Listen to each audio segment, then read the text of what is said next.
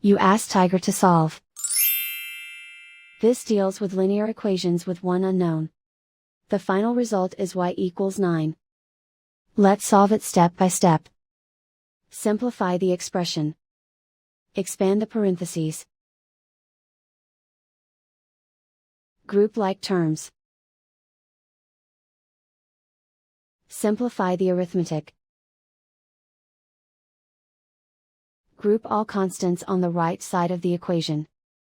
Add 11 to both sides. Simplify the arithmetic.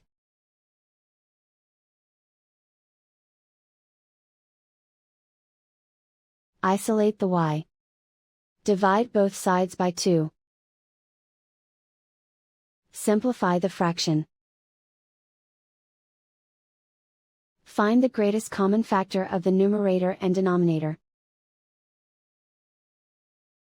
Factor out and cancel the greatest common factor.